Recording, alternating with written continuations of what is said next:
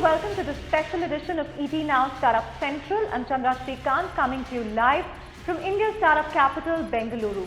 Now, the way to summarize our special story today, I can just use one line for it: another day, another scandal. Because Uber lately has been facing fire over a number of issues, from a hostile work environment for women to misogyny to harassment. The list is endless, and adding to that list today is Uber CEO Travis Kalanick, who through that video has somehow shown that Uber indeed has a very combative culture, has a very aggressive culture. In case you haven't seen that video yet, now it shows Uber CEO Travis Kalanick getting into a heated argument with an Uber driver over falling incentives as far as drivers concerned. And it ends on a very bitter note with Travis really slamming the door on him. It's earned huge outrage online, a lot of questions being asked about whether, brash is cool for startups, if this is the culture being promoted across startups. And remember, there are learnings here for India startups as well, because Uber is not any other startup. It's one of the highest funded ones in Silicon Valley. It's inspired so many other models. Whenever someone wants to make a startup pitch, they say we are the Uber of X and the Uber of Y and the Uber of Z.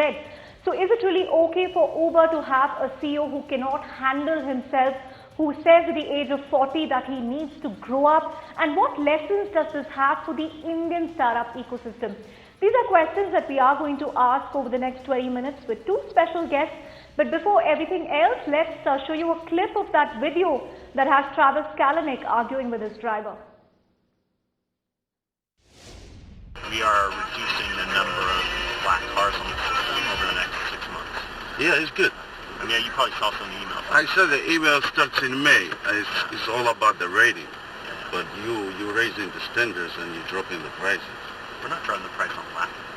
But in general, the whole price. Yeah, we have to. We have competitors. Otherwise, we've got a business. Competitors, man. You had the business model in your hands. You could have the prices you want, but you choose to buy everybody a ride. No. You're misunderstanding. We started high end. We didn't go low end because we wanted to. We went low end because we had to, because we had to. What, a lift? That's a piece of cake right there. No, it seems like a piece of cake because I've beaten them. But if I didn't do the things I did, we would have been beaten, I promise. Higher. We could go higher and more expensive. You get the best. So here's the thing. We could do Lux in San Francisco, so I have guys working on Lux, which will be 50 to 75% more expensive than But Black. people are not trusting you anymore. Do you think people will buy cars anymore? Unless they buy them through the invoice. Otherwise, nobody want to buy a car. I lost $97,000 because of you. I bankrupt because of you. Look. Yes. You know what? You keep changing every day. You keep changing. Hold on a every second. day. What have I changed about Black?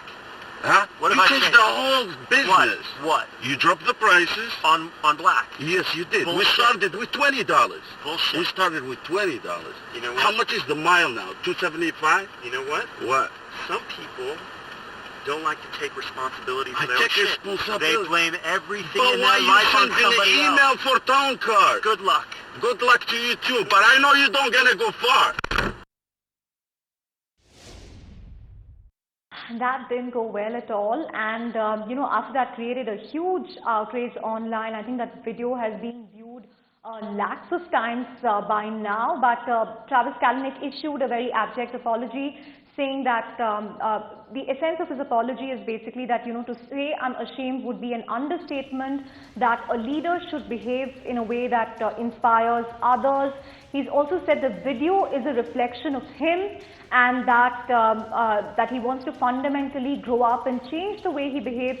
He also says that this is perhaps the first time he's going to admit that he needs leadership help and that he intends to get it. He's ended that letter with a profuse apology, not just to the driver, but to other drivers of Uber and to the Uber community at large. Now, this is the latest in a series of apologies coming from Travis Kalanick. A few days back, the blog by an ex-employee also creating a lot of outrage on the work environment as far as women are concerned in Uber. So people really don't know if this really marks a new chapter in Uber, or is it going to be more of the same? But guess what? Uber's troubles don't just boil down to the US when it comes to drivers. For the last week in India, thousands of Ola and Uber drivers have been on strike over falling incentives for drivers as these cab aggregators add more taxis to their fleet. My colleague Rahul Verma caught up with some of the drivers protesting against Uber and Ola's policies and really got their thoughts on what's happening as far as Uber is concerned. Yes, Chandra, I have a few drivers of Ola and Uber with me to try and get a sense of what do they really make of the entire episode, and also to let you know it couldn't have happened at this time. We have about 5,000-6,000 drivers here protesting behind right here at the venue. So I caught them really at the protest venue. Thank you so much for talking to us. Tell us first, I was telling you the Uber CEO Travis Kalanick has insulted a driver when he questioned him about fares are falling by, and our lives are impacted. He insulted him and walked away. What do you make of that episode? First of all, I would like to tell you that a drivers are not a drivers. We should be given a respect. In fact, we are driving the car. Like, behalf of us, like from us, the owner is having the whatever he's having is it's from behalf of us. See, it's simple funda. Whatever we get, even the owners is getting in that. The respect should be given to the drivers, and whenever we walk into the Uber office, we don't get the respect as what we required. Office को गया तो इधर बैठो उधर बैठो, क्या अभी incentive का बात किया बोले तो बात को टाल देते हैं, क्या बात को टाल देते हैं, क्या अब उस हिसाब से क्या करना है, किसको बात करना, किससे हिसाब से में क्या हिसाब से चलाना. ड्राइवर को रख को चलाया तो भी गाड़ी का कंथ रहता है, हमारा भी ड्राइवर को रख के उसका भी तनख्वाह देना है और हमारा भी नहीं मेंटेन होगा और गाड़ी का भी मेंटेन हो रहा नहीं. इसीलिए कुछ ना कुछ करना पड़ेगा. हम लोग यहाँ पे 3 दिन में 46 ट्रिप करने पे जो है ना हम लोगों को 2,800 रुपये मिलता है और उसका कोई फ़ायदा नहीं होता है हम लोगों को. हाँ, और उसका कोई फायदा. सबसे पहली बात तो यहाँ और उसका जो है ना हम लोगों को कोई फ़ायदा नहीं होता है. 3 दिन की कमाई इतनी हो गई तो हम लोगों को कोई फ़ायदा नहीं है. और सरकार जो है ना हम लोगों का रोड टैक्स सब लेती है, मगर सरकार की तरफ से हम लोगों को कुछ रेस्पॉन्सिबिलिटी नहीं है और सरकार की तरफ से हम लोगों को कोई फ़ायदा भी नहीं हो रहा है actually. However, the reason why we are doing this as a special show is because this example is not isolated in the Valley or Uber for that matter. You've also had examples in India. 2 things that really stand out for me in the last couple of years. The first has to be the poster boy of demonetization, Paytm. It's CEO Vijay Shekhar Sharma's behavior at an office party is something that went viral. Him really egging on employees, talking about conquering the world and conquering rivals with a lot of colorful abuses thrown in, language thrown in, almost making Paytm seem like indomitable and making their rivals seem like nothing. That's of course one thing that stood out. If you can hear the crowds there, a lot of cheering, a lot of applause for that. But it really raises questions on the kind of culture that they are propagating, this hyper-aggressive, crush rivals kind of culture that's been propagated among Indian startups. The other example that will perhaps stand out for many people is the way Rahul Yadav behaved when he was CEO of Housing, the now famous exchange with Sequoia Shailendra Singh, where he addresses him as dude and he says, you know what, you're the most unethical VC in India and that this is going to be the end of Sequoia. Few months later, of course, the opposite turned out to be true because Rahul Yadav was booted out from Housing. But few examples there, perhaps many more, but to really take this discussion forward, I have with me two very special guests on the show today. Rehan Yar Khan, an investor with Orias Venture Partners, joining me live from Singapore on Skype. I also have with me in the Mumbai studio K. Ramkumar, founder of Leadership Center and also former ED of ICICI Bank, an organization that's fostered a culture of gender diversity and it's churned out many, many successful women leaders. Thank you so much, both of you, for joining us live on the special edition of Startup Central. Rehan, I'm going to come to you first. What do you make of the Kalanick video, and are you worried because you are an investor in Ola? Have you picked up the phone and told Ola's founder not to do something similar? Well, I mean, I think Travis has said it. He's extremely sorry, for what he did, and he has admitted to needing, leadership lessons, and that's good self-recognition on his part. Should he have done that? Absolutely not. He shouldn't have done that. But it's good and big of him, to do that. And I think these kind of mistakes made and then apologies made are also role models for the startup ecosystem. I think it puts out there that if people make mistakes, they should very quickly come forward and recognize them and apologize. It would have been terrible had he not done anything about it, or if he had rashly said that no, the other guy was wrong and I was right and I'm this big leader. But he hasn't done that. And I think it's all a part of living and learning. So I'm not so worried.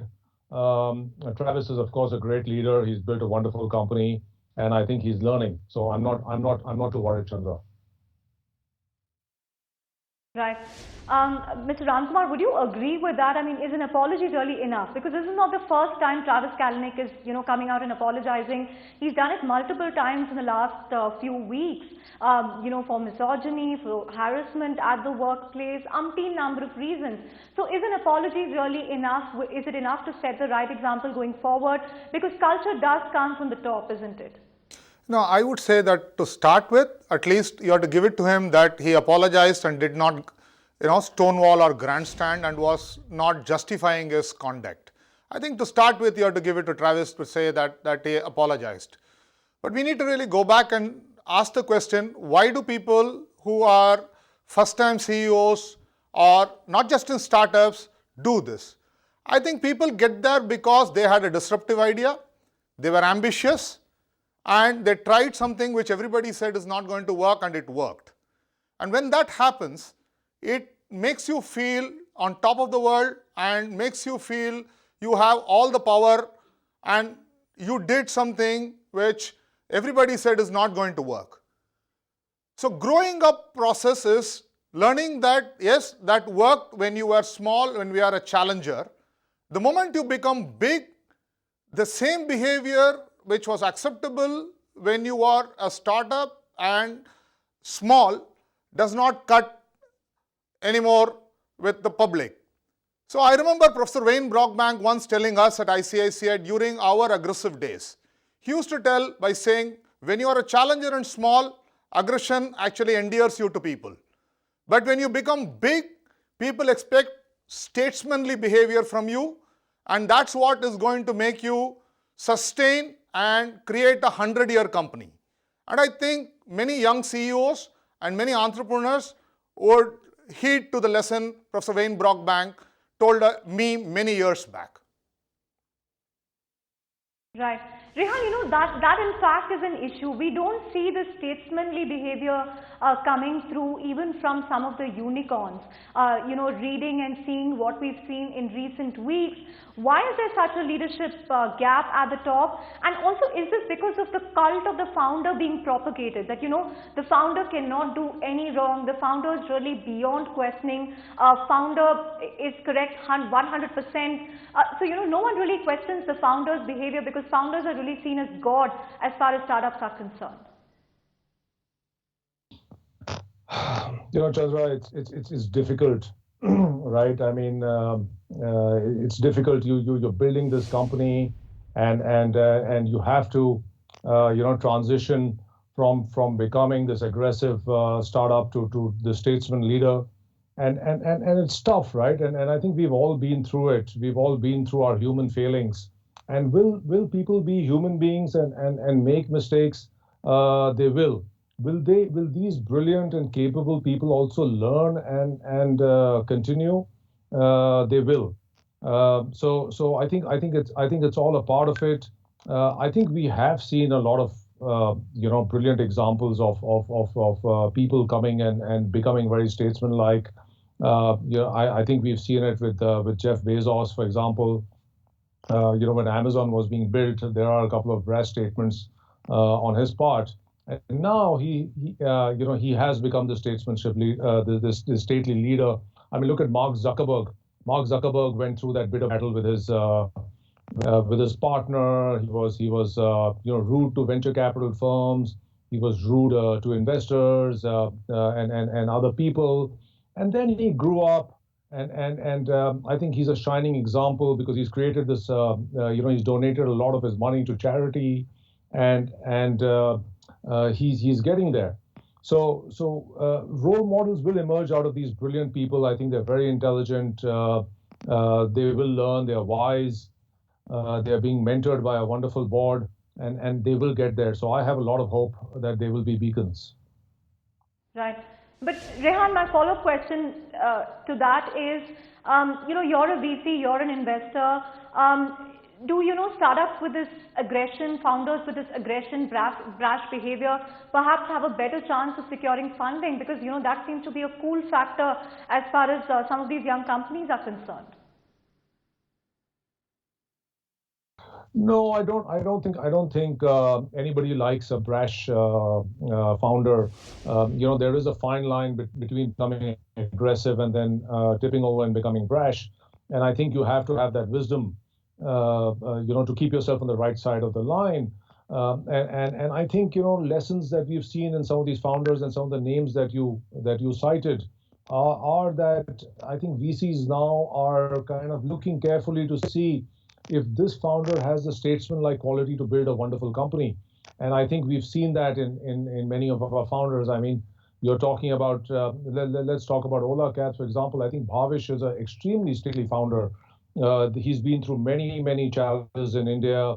There have been, regulatory issues, and he's faced tough competition, and things continue. And all my interactions with him have always shown him to be extremely stately, and carefully work through every situation, never losing his cool.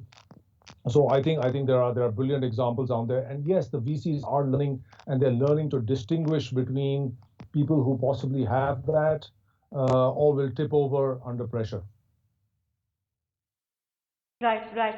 Mr. Ramkumar, I want to come to you. Rehan spoke about a fine line between aggression and brash, and you spoke about the people you had at ICICI Bank to really ensure that that line is not crossed. But how do you really inculcate this statesmanship in emerging companies, in startups? Is that even a priority today? Because there's so much of pressure, to chase growth, to really achieve targets.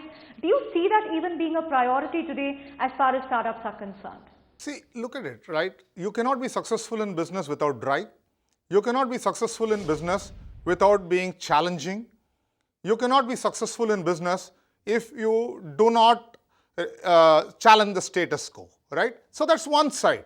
Now, when intuition, intellect, and drive gets you to the reckoning, but if along with it, sensitivity, empathy, and respect and valuing others is not developed, very quickly what got you there becomes a big handicap for you.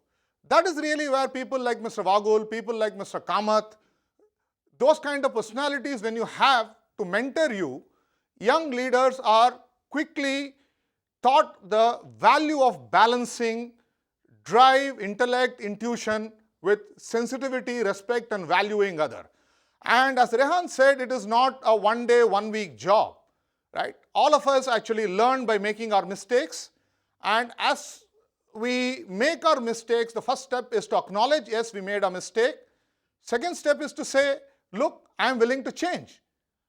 And making that effort to change comes when what's happening right now to Travis is happening, right? I don't think Travis is enjoying all the attention he's getting right now in the last month. So that, I think, is very important, to have your, what I would call, down cycle in terms of adulation. Adulation takes you to a level of believing that you're God's gift to mankind. And when you're knocked down a couple of times, and if you have the ability to dust yourself up and get up and sit down and acknowledge, I think I have to do something different, that's the starting point. And I think in large organizations, there are people who do it before you fall down. But when you are a startup, there aren't people around you who do it as you are becoming pretty headstrong. And that's really where it pays for startups to have mentors as they start growing and scaling from outside their own inner circle. Right. So I just have a follow-up question for you.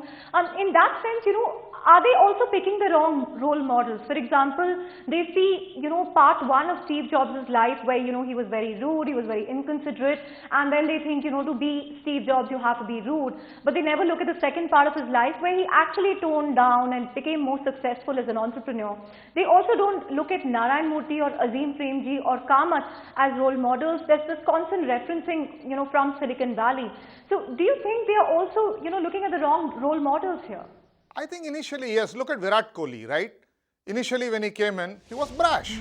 But the same Virat Kohli had people like Dhoni, Sachin around him who were able to round him off. And today the Virat Kohli, what you see, is able to modulate temper and use aggression in a respectful manner. When I say respectful manner, not in a disrespectful manner. I think that is important, that for people to tell that, look, part of Steve Jobs is not going to get you where Steve Jobs went. Steve Jobs achieved because there was more to Steve Jobs than his directness and brashness. And I think that conversation, that engagement is required to people before they cross the point of no return. Right. Rehan, I want to come to you. Mr. Ramkumar made a very valid point about Virat Kohli when he started out, his brashness, but about how there were people like Dhoni and others, to really channel that aggression in the right way. Now, who's going to play that role as far as startups are concerned? Will this mean that, boards will perhaps get more powerful, VCs will become more powerful? I mean, who is there to really guide these young founders in that sense? Well, certainly the board has the ability to do that. The board is, full of senior people, and they can play that mentoring role. But I think more importantly, there has to be a stage that the person gets to where he is willing to receive that mentorship. Right? There's an old saying in India that the guru arrives when the disciple is ready, and I think that is the stage at which these people absorb this learning. Learning is all around us, Chandra. It's at the board, it's in examples around us. It's in the cricket team, it's in movie stars, it's in startup entrepreneurs. I think you have to reach a stage where you receive it, and unfortunately, and that's part of life. You often have to fall down before you kind of wake up and say, "Oh my God, I'm being such an idiot." So down, making mistakes, getting it wrong, I think is an important part of life to getting it right. And these brilliant people who have these companies, their greatest ability is the ability to learn, and I'm confident that they will use that ability and become great, even greater role model. I think history has disappointed, right? These names are to name of Steve Jobs.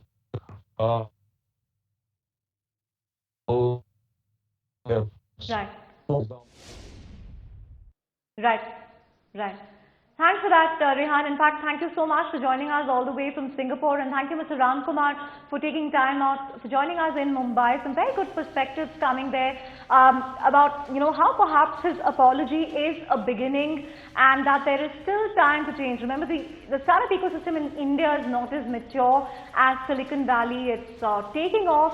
But yes, just like Virat Kohli had able leadership, able mentorship to channel that aggression, that brashness that he showed in the beginning of his career, perhaps boards and VCs too will start playing a more active role to really ensure that the culture of a startup doesn't get corrupted, because culture is really core to any organization. But on that note, we come to the end of this special edition of Startup Central.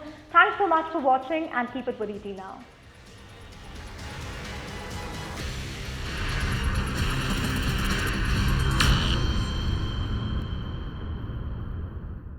Find us on Facebook at facebook.com/etnow, and don't forget to click the like button. You can also follow us on Twitter at etnowlive. To stay updated with all our programming, hit the subscribe button on our YouTube channel by logging on to youtube.com/user/etnow.